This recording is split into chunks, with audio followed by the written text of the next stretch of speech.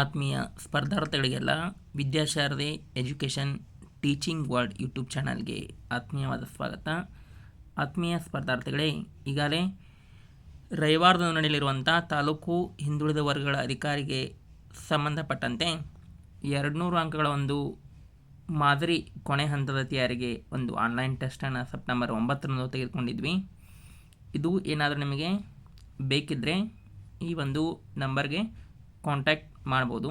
300 ರೂಪಾಯಿ ಇರುತ್ತೆ ಮತ್ತು ಎಲ್ಲ 15 ಅಧ್ಯಾಯಗಳಿಗೆ ಒಳಗೊಂಡಂತೆ ಈ ಒಂದು ಟೆಸ್ಟ್ ಇರುತ್ತೆ ಮತ್ತು ಇದಕ್ಕೆ ಎಕ್ಸ್ಪ್ಲನೇಷನ್ ಇರಲ್ಲ. ಕೀ ಉತ್ತರಗಳ ಒಂದು PDF ಅನ್ನು ಸಹಿತ ನೀಡ್ತೀವಿ. ಇನ್ನು ಕೆಲವೊಂದಿಷ್ಟು ಮಾಡೆಲ್ ಕ್ವಶನ್ಸನ್ನು ನೋಡಬೇಕು ಅಂದರೆ ಪ್ರೀವಿಯಸ್ ಇಯರ್ ಕ್ವಶನ್ ಪೇಪರ್ಸಲ್ಲಿ ಬಂದಿರುವಂಥದ್ದು. ಬ್ಯಾಂಕ್ ಸಹಯೋಗದೊಂದಿಗೆ ಸ್ವಯಂ ಉದ್ಯೋಗ ನೇರ ಸಾಲ ಯೋಜನೆಯಡಿಯಲ್ಲಿ ಯಾವ ಹೇಳಿಕೆ ತಪ್ಪಾಗಿದೆ ನೋಡಿ. ಬ್ಯಾಂಕ್ ಸಹಯೋಗದೊಂದಿಗೆ ನೇರ ಸಾಲ ಸ್ವಯಂ ಉದ್ಯೋಗ ಅನ್ನುವಂಥ ಒಂದು ಕಾರ್ಯಕ್ರಮ ಎಲ್ಲ ನಿಗಮಗಳಲ್ಲಿ ಸ್ಟಾರ್ಟ್ ಇರುವಂಥದ್ದು. ಇದಕ್ಕೆ ಸಂಬಂಧಿಸಿದಂತೆ ತಪ್ಪಾಗಿರುವಂಥದ್ದು ಯಾವುದು ಅಂದರೆ ಅಭ್ಯರ್ಥಿಗಳ ಕನಿಷ್ಠ ವಯಸ್ಸು 18 ಅಥವಾ 25 ಅಂತ ಕೊಟ್ಟಿದ್ದಾರಲ್ಲ, ಅದು 18 ಅಥವಾ 55 ಆಗಬೇಕು. ಇದಕ್ಕೆ ಒಂದು ಜಿಲ್ಲಾ ಪಂಚಾಯತ್ ಮುಖ್ಯ ಕಾರ್ಯನಿರ್ವಹಣಾಧಿಕಾರಿಯಲ್ಲಿ ರಚಿಸಲಾಗಿರುವಂಥ ಒಂದು ಆಯ್ಕೆ ಸಮಿತಿ ಮೂಲಕ ಒಂದು ಆಯ್ಕೆ ಮಾಡುವಂಥದ್ದು. ಕಂಪ್ಲೀಟ್ ಎಕ್ಸ್ಪ್ಲನೇಷನ್ ಇರುತ್ತೆ. ನೆಕ್ಸ್ಟ್ ಪ್ರಶ್ನೆ, ಯಾವ ಮುಖ್ಯಮಂತ್ರಿಗಳ ಕಾಲಾವಧಿಯಲ್ಲಿ ಮರಾಠ ಅಭಿವೃದ್ಧಿ ನಿಗಮ ಸ್ಥಾಪನೆ ಆಯಿತು ನೋಡಿ. ಮರಾಠರಿಗೆ ಒಂದು ಅಭಿವೃದ್ಧಿ ನಿಗಮ ಪ್ರಾರಂಭ ಆಗಿರುವಂಥದ್ದು 2021 ಡಿಸೆಂಬರ್ನಲ್ಲಿ. ಆಗ ಇದ್ದಂಥವರು ಬಸವರಾಜ ಬೊಮ್ಮಾಯಿ ಅವರಿದ್ದರು. 13/12/2021ರಲ್ಲಿ ಆಗ ಸ್ಥಾಪನೆ ಆದಂಥ ಸಮಯದಲ್ಲಿ ಮೊಟ್ಟ ಮೊದಲಿಗೆ ಒಂದು ಮರಾಠ ಸಮುದಾಯಗಳ ಅಭಿವೃದ್ಧಿ ನಿಗಮದ ಅಧ್ಯಕ್ಷರಾಗಿ ಮಾರುತಿರಾವ್ ಮುಳೆ ಅವರು ಏನಾಗಿದ್ದರು ಅಂದರೆ ಅಧ್ಯಕ್ಷರು ಆಗಿದ್ದರು. ಮುಂದಿನ ಪ್ರಶ್ನೆ, ವೀರಶೈವ ಲಿಂಗಾಯತ ಭೋಜನಾಲಯ, ವೀರಶೈವ ಲಿಂಗಾಯತ ಖಾನಾವಳಿ ಅಂತ ಕರಿತೀವಿ, ಅದಕ್ಕೆ ಸಂಬಂಧಿಸಿದ ಯಾವುದು ತಪ್ಪಾಗಿದೆ ಅಂತ ಕೊಟ್ಟಿದ್ದಾರೆ. ಇದಕ್ಕೆ ತಪ್ಪಾಗಿರುವಂಥದ್ದು ಅಂಗವಿಕಲರಿಗೆ 10% ಮೀಸಲಾತಿ ಅಂತಿದೆ, ಅದು ರಾಂಗ್ ಇರುವಂಥದ್ದು. ಅಲ್ಲಿ ಅಂಗವಿಕಲರಿಗೆ 5% ಮೀಸಲಾತಿ ಇರುವಂಥದ್ದು ಮತ್ತು ಮಹಿಳೆಯರಿಗೆ 33 ಮೀಸಲಾತಿ ಇರುತ್ತೆ. ಅರ್ಜಿ ಸಲ್ಲಿಸುವಂಥ ಫಲಾನುಭವಿ 30x40 ಒಂದು ನಿವೇಶನ ಹೊಂದಿರಬೇಕು. ಫುಡ್ ಲೈಸೆನ್ಸ್ ಸರ್ಟಿಫಿಕೇಟ್ ಇರಬೇಕು. 18ರಿಂದ ವಯೋಮಿತಿ ಒಳಗಡೆ ಇರಬೇಕು.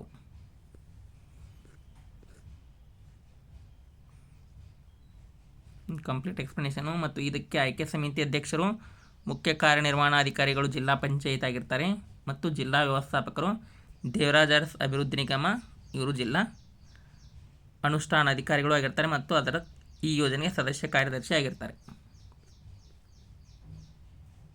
ಇನ್ನು ಕೆಲವೊಂದಿಷ್ಟು ಗಂಗಾ ಕಲ್ಯಾಣ ಯೋಜನೆಗೆ ಯಾರ್ಯಾರು ಆಯ್ಕೆ ಸಮಿತಿ ಅಧ್ಯಕ್ಷರಾಗಿರ್ತಾರೆ ಅಂದರೆ ಒಕ್ಕಲಿಗರ ಅಭಿವೃದ್ಧಿ ನಿಗಮ, ದೇವರಾಜ ಅರಸ್ ಅಭಿವೃದ್ಧಿ ನಿಗಮ ಮತ್ತು ಲಿಂಗಾಯತ ಅಭಿವೃದ್ಧಿ ನಿಗಮಗಳಿಗೆ ಶಾಸಕರಾಗಿರ್ತಾರೆ. ಇನ್ನುಳಿದಂಥ ಎಲ್ಲ ಒಂದು ನಿಗಮಗಳಿಗೆ ಮುಖ್ಯ ಕಾರ್ಯನಿರ್ವಹಣಾಧಿಕಾರಿ ಜಿಲ್ಲಾ ಪಂಚಾಯತಿಯವರು ಅಧ್ಯಕ್ಷರು ಆಗಿರ್ತಾರೆ. ಇನ್ನು ಸ್ವಾವಲಂಬಿ ಸಾರಥಿ, ಸ್ವಯಂ ಉದ್ಯೋಗ ನೇರ ಸಾಲ ಯೋಜನೆ ಮತ್ತು ಹೊಲಿಗೆ ಯಂತ್ರ ವಿತರಣೆಗೆ ಇವರು ಶಾಸಕರು ಆಯ್ಕೆ ಸಮಿತಿ ಅಧ್ಯಕ್ಷರು ಆಗಿರ್ತಾರೆ. ಇನ್ನು ಉಳಿದಂಥ ವಾಣಿಜ್ಯ ಬ್ಯಾಂಕುಗಳ ಸಹಯೋಗದೊಂದಿಗೆ ನೇರ ಸಾಲ ಯೋಜನೆ, ಅರಿವು ಶೈಕ್ಷಣಿಕ ಸಾಲ ಯೋಜನೆ, ವಿಭೂತಿ ನಿರ್ಮಾಣ, ವೀರಶೈವ ಲಿಂಗಾಯತ್ ಖಾನಾವಳಿ, ಮರಾಠ ಮಿಲಿಟರಿ, ಕಾಯಕ ಕಿರಣ, ಪರಿಪೂರ್ಣದೆಡೆಗೆ, ಅಮೃತ ಮುನ್ನಡೆ ಯೋಜನೆ, ಜೀಜಾವು ಜಲಭಾಗ್ಯ ಯೋಜನೆ, ಶಹಾಜಿರಾಜೆ ಸಮೃದ್ಧಿ ಯೋಜನೆ, ಶಿವಾಜಿ ಸೈನಿಕ್ ತರಬೇತಿ, ಈ ಎಲ್ಲ 12 ಯೋಜನೆಗಳಿಗೆ ಮುಖ್ಯ ಕಾರ್ಯನಿರ್ವಹಣಾಧಿಕಾರಿಗಳು ಜಿಲ್ಲಾ ಪಂಚಾಯತ್ ಒಂದು ಆಯ್ಕೆ ಸಮಿತಿ ಅಧ್ಯಕ್ಷರಾಗಿರ್ತಾರೆ. ವ್ಯವಸ್ಥಾಪಕ ನಿರ್ದೇಶಕರು ದೇವರಾಜ ಅರಸ್ ಅಭಿವೃದ್ಧಿ ನಿಗಮ, ಇವರು ಸದಸ್ಯ ಕಾರ್ಯದರ್ಶಿ ಆಗಿರ್ತಾರೆ. ಇನ್ನು ವೀರಶೈವ ಲಿಂಗಾಯತ್ ನಿಗಮದ ಶರಣ ಸೇನೆ ತರಬೇತಿಗೆ ಸಂಬಂಧಿಸಿದಂತೆ ವಾರ್ಷಿಕ ಆದಾಯ ಮಿತಿ ಎಷ್ಟಿರಬೇಕು ಅಂತಿದೆ. ಇದು 5 ಲಕ್ಷ. ಶರಣ ಸೇನೆ ಅನ್ನುವಂಥದ್ದು ಇದು ಯುವತಿಯರು ಭೂಸೇನೆ, ನೌಕಾಸೇನೆ, ವಾಯುಸೇನೆ, ಸೇನಾಪಡೆ, ಅರೆ ಸೇನಾಪಡೆ, ಸಿವಿಲ್ ಪೊಲೀಸ್ ಸೇವೆಗೆ ಸೇರಲು ಇಚ್ಛಿಸಿರುವಂಥ ಯುವ ಅಭ್ಯರ್ಥಿಗಳಿಗೆ ಒಂದು ಆಯ್ಕೆ ಪೂರ್ವ ತರಬೇತಿ. ಇದಕ್ಕೆ 17ರಿಂದ 35 ವರ್ಷಗಳ ಒಳಗಡೆ ಇರಬೇಕು. ಇನ್ನು ವಿಭೂತಿ ನಿರ್ಮಾಣ ಘಟಕಕ್ಕೆ ಸಂಬಂಧಿಸಿ ಯಾವುದು ಸರಿಯಾಗಿದೆ.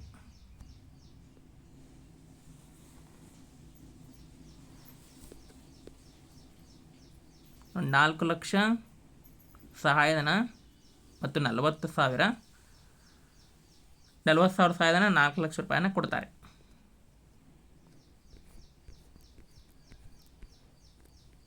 ಇನ್ನು ಜೀವಜಲ ಯೋಜನೆ ಕುರಿತು ಯಾವುದು ತಪ್ಪಾಗಿದೆ ನೋಡ್ರಿ ಅರ್ಜಿದಾರರ ವಯೋಮಿತಿ 60 ವರ್ಷಗಳದ್ದು ರಾಂಗು. ಮುಂಚೆ ಇತ್ತು, ಈಗ ಒಂದು ವಯೋಮಿತಿಯನ್ನು ರದ್ದುಪಡಿಸಿರುವಂಥ, ಗರಿಷ್ಠ ವಯೋಮಿತಿ ರದ್ದುಪಡಿಸಿರುವಂಥ ಜೀವಜಲ ಯೋಜನೆಗೆ ಸಂಬಂಧಪಟ್ಟಂತೆ.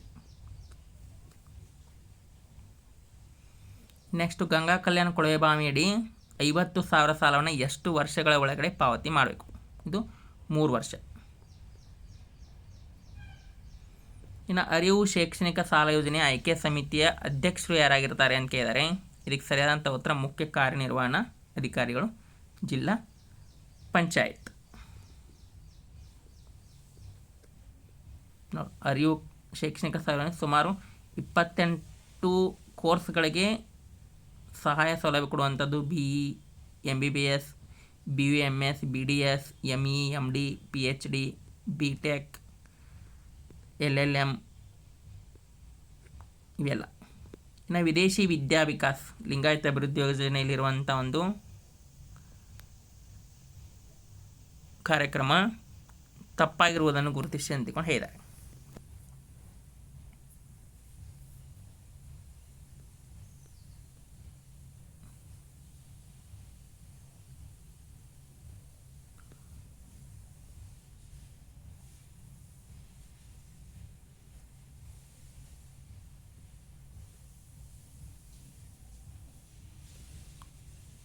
ನೆಕ್ಸ್ಟ್ ನೋಡಿ, 2023-24ನೇ ಸಾಲಿನಲ್ಲಿ ಮರಾಠ ಅಭಿವೃದ್ಧಿ ನಿಯಮದಿಂದ ಶಿವಾಜಿ ಸೈನಿಕ್ ತರಬೇತಿಯಡಿ ಎಷ್ಟು ವಿದ್ಯಾರ್ಥಿಗಳಿಗೆ ತರಬೇತಿಯ ಭೌತಿಕ ಗುರಿ ಹೊಂದಲಾಗಿತ್ತು ಅಂದರೆ 50 ವಿದ್ಯಾರ್ಥಿಗಳಿಗೆ.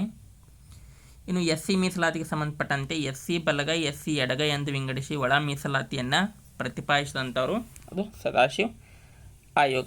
ನೋಡಿ, ಸದಾಶಿವ ಆಯೋಗ ರಚನೆಯಾಗಿದ್ದು 2005ರಲ್ಲಿ ಒಂದು ಧರ್ಮ್ ಸಿಂಗ್ ಮುಖ್ಯಮಂತ್ರಿ ಆಗಿರುವಂಥ ಸಮಯದಲ್ಲಿ, ಮತ್ತು ಅವರು ಒಂದು ವರದಿಯನ್ನು ಕೊಟ್ಟಿದ್ದು 2012ರಲ್ಲಿ DV ಸದಾನಂದ ಗೌಡ ಅವರು ವರದಿಯನ್ನು ಸಲ್ಲಿಸಿದರು. ನೋಡ್ರಿ, ಅವರು ಕೊಟ್ಟಿರುವಂಥ ಒಂದು ಶಿಫಾರಸಿನ ಪ್ರಕಾರ ಎಡಗೈ ಸಮುದಾಯಕ್ಕೆ 6%, ಬಲಗೈ ಸಮುದಾಯಕ್ಕೆ 5%, ಆಮೇಲೆ ಆದಿ, ಆಂಧ್ರ, ಬೇಡ ಜಂಗಮ ಸೇರಿ 3%, ಬಂಜಾರ, ಬೋವಿ, ಕೊರಚೆಯವರಿಗೆ ಒಂದು 1% ಅಂತ ಕೊಟ್ಟಿದ್ರು. ಅನಂತರ BJP ಸರ್ಕಾರ ಮಾಧುಸ್ವಾಮಿ ಅವರ ನೇತೃತ್ವದಲ್ಲಿ ಒಂದು ಉಪಸಮಿತಿಯನ್ನು ರಚನೆ ಮಾಡಿತ್ತು. ಅವರು 17% ಮೀಸಲಾತಿಯನ್ನು 6% ಎಡಗೈ, 5.5 ಬಲಗೈ, 4.5 ಲಂಬಾಣಿ, ಬೋವಿ, ಕೊರಾಮ, ಕೊರಸೆಯವರಿಗೆ ಮತ್ತು 1% ಇತರೆ ಜಾತಿಯವರಿಗೆ ಕೊಡಬೇಕು ಅಂತ ಹೇಳಿತ್ತು. ಈ ರೀತಿ ಎಡಗೈ 6, ಬಲಗೈ 5.5, ಲಂಬಾಣಿ, ಬೋವಿ, ಕೊರಾಮ, ಕೊರಚೆ 4.5%, ಇತರೆ 1%. ಇನ್ನು ಸ್ಫೂರ್ತಿಯ ನಡೆ ಕಾರ್ಯಕ್ರಮ ಯಾವಾಗ ಆರಂಭ ಆಯಿತು? ನಮ್ಮ ಸ್ಫೂರ್ತಿಯ ನಡೆ ಅನ್ನುವಂಥದ್ದು ವ್ಯಕ್ತಿತ್ವ ವಿಕಸನ ಮತ್ತು ಇಂಗ್ಲೀಷ್ ತರಬೇತಿ ನಿಲಯ ಹಾಸ್ಟೆಲ್ಗಳಲ್ಲಿ ಮೆಟ್ರಿಕ್ ನಂತರದಲ್ಲಿ ವಿದ್ಯಾಭ್ಯಾಸ ಮಾಡ್ತಿರುವಂಥ ವಿದ್ಯಾರ್ಥಿಗಳಿಗೆ ಇರುವಂಥ ಯೋಜನೆ. ಇನ್ನು ದೇವರಾಜ ಅರಸು ಜನ್ಮ ಶತಮಾನೋತ್ಸವ ಸಂದರ್ಭದಲ್ಲಿ ಜಾರಿಗೆ ಬಂದ ಅಂದರೆ 2015-16ರಲ್ಲಿ ದೇವರಾಜ ಅರಸು ಪ್ರತಿಭಾ ಪುರಸ್ಕಾರ ಯೋಜನೆಯಲ್ಲಿ SLCಯಲ್ಲಿ 90ಕ್ಕಿಂತ ಹೆಚ್ಚು ಅಂಕ ಗಳಿಸಿದಂಥ ವಿದ್ಯಾರ್ಥಿಗಳಿಗೆ ನೀಡುವಂಥ ಒಂದು ಪ್ರೋತ್ಸಾಹಧನ ಎಷ್ಟು ಅಂದ್ಕೊಂಡು ಕೇಳಿದ್ದಾರೆ. ಇದಕ್ಕೆ ಸರಿಯಾದಂಥ ಉತ್ತರ 10,000. ನೋಡಿರಿ, ಆ ಯೋಜನೆ ಒಂದು ಮಾರ್ಗಸೂಚಿಗಳ ಪ್ರಕಾರ 2015-16 ಅವರ ಜನ್ಮ ಶತಮಾನೋತ್ಸವ ಅಂಗವಾಗಿ ಇದನ್ನು ಪ್ರಾರಂಭ ಮಾಡಿದ್ರು. SLC 1000 ವಿದ್ಯಾರ್ಥಿ ಕೊಡ್ತಾರೆ, 10,000. ದ್ವಿತೀಯ PUCಯಲ್ಲಿ 90ಕ್ಕಿಂತ ಜಾಸ್ತಿ ಮಾಡಿದವ್ರಿಗೆ ಮಾತ್ರ 500 ವಿದ್ಯಾರ್ಥಿಗಳಿಗೆ 15,000. ಪದವಿ ಸಾಮಾನ್ಯ ಪದವಿಗೆ 500 ವಿದ್ಯಾರ್ಥಿಗಳಿಗೆ 20,000. ವೃತ್ತಿಪರ ಸ್ನಾತಕೋತ್ತರ ತಾಂತ್ರಿಕ ವೈದ್ಯಕೀಯ 500 ಮಂದಿ ಕೊಡ್ತಾರೆ, 25,000.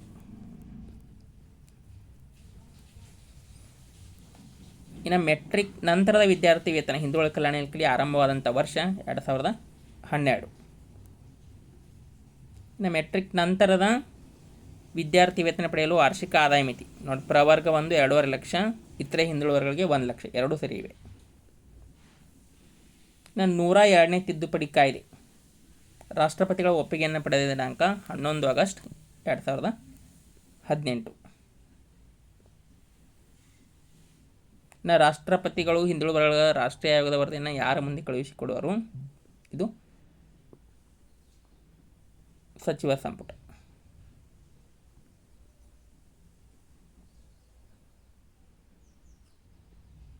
ಇನ್ನು ಇಂಪಾರ್ಟೆಂಟ್ ನೋಡ್ರಿ, ಸಂವಿಧಾನದ 89ನೇ ತಿದ್ದುಪಡಿ ಕಾಯ್ದೆಯಡಿಯಲ್ಲಿ ಪರಿಶಿಷ್ಟ ಪಂಗಡಗಳ ರಾಷ್ಟ್ರೀಯ ಆಯೋಗ ರಚಿಸಲಾಗಿದೆ. ಇದು ಸರಿಯಾಗಿದೆ. ಮೊದಲ ರಾಷ್ಟ್ರೀಯ ಪರಿಶಿಷ್ಟ ಪಂಗಡಗಳ ಆಯೋಗವನ್ನು ಅಕ್ಟೋಬರ್ 2000ರಲ್ಲಿ ಸ್ಥಾಪಿಸಲಾಗಿದೆ. ಇದು ರಾಂಗ್ ಇರುವಂಥದ್ದು.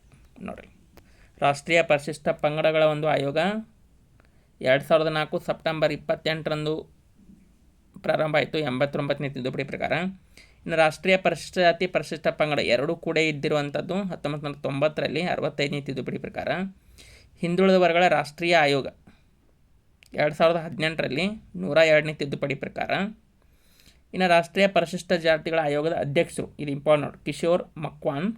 ರಾಷ್ಟ್ರೀಯ ಪರಿಶಿಷ್ಟ ಪಂಗಡಗಳ ಆಯೋಗದ ಅಧ್ಯಕ್ಷರು ಅಂತರ್ ಸಿಂಗ್ ಆರ್ಯ. ಹಿಂದುಳಿದ ವರ್ಗಗಳ ರಾಷ್ಟ್ರೀಯ ಆಯೋಗದ ಅಧ್ಯಕ್ಷರು ಹಂಸರಾಜ್ ಗಂಗಾರಾಮ್ ಜಿ ಅಹಿರ್. ಇವು ಅಷ್ಟು ನೋಟ್ ಮಾಡ್ಕೊರಿ, ಇಂಪಾರ್ಟೆಂಟ. ಇನ್ನು ಹಿಂದುಳಿದ ವರ್ಗಗಳ ಕಲ್ಯಾಣ ಇಲಾಖೆ ಕಾರ್ಯದರ್ಶಿಯಾಗಿ ಸತ್ಯವತಿ ಅವರು ಕಾರ್ಯನಿರ್ವಹಿಸಿದ್ದಾರೆ. ಹಿಂದುಳಿದ ವರ್ಗಗಳ ಕಲ್ಯಾಣ ಇಲಾಖೆ ಉಪ ಕಾರ್ಯದರ್ಶಿಯಾಗಿ ಅಂಜನ್ ಮೂರ್ತಿ ಕಾರ್ಯನಿರ್ವಹಿಸುತ್ತಾರೆ. ಎರಡೂ ಹೇಳಿಕೆಗಳು ಸರಿಯಾಗಿರುವಂಥದ್ದು.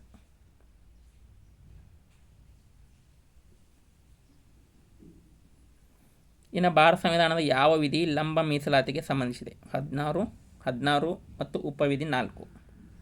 ಇನ್ನು ಸಮತಲ ಮೀಸಲಾತಿ ಯಾರಿಗೆಲ್ಲ ಸಂಬಂಧಪಡುತ್ತೆ ಅಂದರೆ ತೃತೀಯ ಲಿಂಗಿ, ಮಾಜಿ ಸೈನಿಕ, ಮಹಿಳೆಯರಿಗೆ ಮತ್ತು ಅಂಗವಿಕಲರಿಗೆ. ನೋಡ್ರಿ, ಮಾಜಿ ಸೈನಿಕರಿಗೆ 10%, ಅಂಗವಿಕಲರಿಗೆ ಎ ಮತ್ತು ಬಿ ಹುದ್ದೆಗೆ 4%, ಸಿ ಮತ್ತು ಡಿ ಹುದ್ದೆಗೆ 5%, ಯೋಜನಾ ನಿರಾಶ್ರಿತರಿಗೆ 5%, ಮಹಿಳಾ ಅಭ್ಯರ್ಥಿಗಳಿಗೆ 33. ನೋಡಿ, ಅತಿ ಹೆಚ್ಚು ಮೀಸಲಾತಿ ಮಹಿಳಾ ಅಭ್ಯರ್ಥಿಗಳಿಗೆ. ಕನ್ನಡ ಮಾಧ್ಯಮ ಅಭ್ಯರ್ಥಿಗಳಿಗೆ 5%, ತೃತೀಯ ಲಿಂಗಿ 1%, ಗ್ರಾಮೀಣ ಅಭ್ಯರ್ಥಿ 25%. ಇನ್ನು ಒಂದು ನೇರ ಮೀಸಲಾತಿ ವರ್ಟಿಕಲ್ ರಿಸರ್ವೇಷನ್ ಕರ್ನಾಟಕದಲ್ಲಿ ಎಷ್ಟು ಐತಿ ಕರೆಕ್ಟ್ ನೋಡಿರಿ. ಮುಂಚೆ ಎಸ್ ಸಿದವರಿಗೆ 15% ಇತ್ತು, ಈಗ ಅದನ್ನು 17%ಗೆ ಹೆಚ್ಚಳ ಮಾಡಿರುವಂಥದ್ದು. ಇನ್ನು ಎಸ್ ಟಿ 3% ಇತ್ತು, 7% ಮಾಡಿರುವಂಥದ್ದು. 50ಕ್ಕಿಂತ ಹೆಚ್ಚು ಕಮ್ಯುನಿಟಿಗಳು, 56 ಕಮ್ಯುನಿಟಿ ಇರುವಂಥದ್ದು. ಆಮೇಲೆ ಅದರ್ ಬ್ಯಾಕ್ವರ್ಡ್ ಕ್ಲಾಸ್ಗೆ 32% ಇರುವಂಥದ್ದು. Category 1 4%, 2A 15%, 2B 4%, 3A 4%, 3B 5%. ಇವೆಲ್ಲ ಕೂಡ ಒಟ್ಟು S C S T category 1 ಎಲ್ಲ ಒಳಗೊಂಡಂತೆ 56% ಮೀಸಲಾತಿ ಕರ್ನಾಟಕದಲ್ಲಿ ಜಾರಿಯಲ್ಲಿರುವಂಥದ್ದು. ಇನ್ನು ಇದು ಬಿಟ್ಟು EWS ಮೀಸಲಾತಿ ಯಾರಿಗೆಲ್ಲ ಸಿಗುತ್ತೆ ಅಂತ ಕೇಳ್ಬೋದು ಎಕ್ಸಾಮಲ್ಲಿ. ಬ್ರಾಹ್ಮಿನ್ಸು, ಆರ್ಯವೈಶ್ಯ, ಜೈನ್ಸು, ನಾಗರಾತ ಮತ್ತು ಮೊದಾಲಿಯಾರ್, ಒಟ್ಟಾರೆ ಇವರಿಗೆಲ್ಲ ಇವರ ಪಾಪ್ಯುಲೇಷನ್ ಇರುವಂಥದ್ದೇ 4%. ಇನ್ನು EWS ಮೀಸಲಾತಿ ಯಾರಿಗೆಲ್ಲ ಅನ್ವಯಿಸುತ್ತೆ ಅಂದರೆ ಸರ್ಕಾರಿ ಮತ್ತು ಖಾಸಗಿ ಸಂಸ್ಥೆಗಳಿಗೆ. ಸುಪ್ರೀಂ ಕೋರ್ಟ್ ಯಾವ ಪ್ರಕರಣದಲ್ಲಿ EWS ಮೀಸಲಾತಿಯ ಸಾಂವಿಧಾನಿಕ ಮಾನ್ಯತೆಯನ್ನು ಎತ್ತಿ ಹಿಡಿಯಿತು ಅಂದರೆ ಜನ್ನತ್ ಅಭಿಯಾನ್ ಮತ್ತು ಕೇಂದ್ರ ಸರ್ಕಾರ. ಇನ್ನು EWS ಮೀಸಲಾತಿ ಮೊದಲು ಜಾರಿಗೆ ಬಂದ ರಾಜ್ಯ ಗುಜರಾತ್.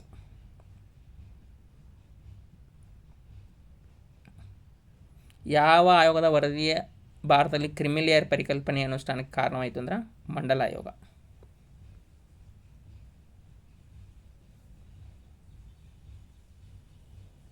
ನೋಡಿ, ಇಷ್ಟೆಲ್ಲ ಒಂದು ಕಂಪ್ಲೀಟಾಗಿ ಎಲ್ಲ ಕ್ವಶನ್ಸ್ಗಳಿಗೆ ಎಕ್ಸ್ಪ್ಲನೇಷನ್ ಇರುವಂಥದ್ದು.